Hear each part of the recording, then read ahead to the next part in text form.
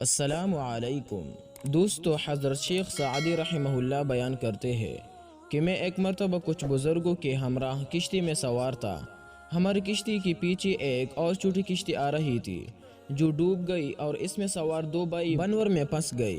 بزرگوں میں سے ایک نے ہماری کشتی کے ملاح سے کہا کہ ان دونوں کو پکڑ کر زندہ نکال لو تو تمہیں ایک کے بدلے 50 دینار ملیں گے۔ ملاح لپکا اور اس نے ایک کو زندہ نکال لیا جبکہ دوسرا ڈوب کر مر گیا۔ میں نے کہا کہ یہ اس لیے مر گیا کہ اس کی زندگی باقی نہ تھی اور شاید اس وجہ سے تو نے اسے پکڑنے میں کوتاہی کی۔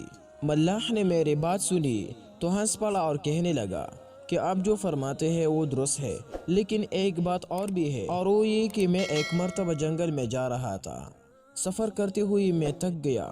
یہ جو زندہ بچ گیا ہے اس نے مجھے اونٹ پر بٹھا لیا، اور جو مرنے والا ہے اس نے ایک مرتبہ مجھے بچپن میں کوڑے سے مارا تھا۔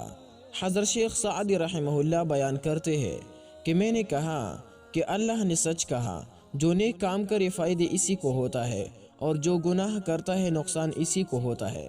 پس جہاں تک ممکن ہو کسی کا دل نہ دکھاؤ، کیونکہ اس راہ میں بے شمار کانٹے ہیں۔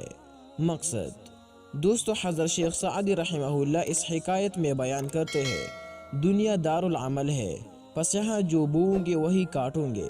اللہ عز و جل معمولی سی نیکی کا اجر زیادہ عطا فرما سکتا ہے، تو پھر وہ معمولی سی گناہ پر عذاب کس قدر کر سکتا ہے؟ یہ اس کی مشیت اور اس کا فیصلہ ہے۔ ہمیں چاہیے کہ اپنی کسی چھوٹی نیکی کو بھی معمولی نہ جانے اور اپنے چھوٹی سی گناہ پر بھی نادم ہو کہ شاید اس کی وجہ سے ہم عذاب میں مبتلا کی جائے۔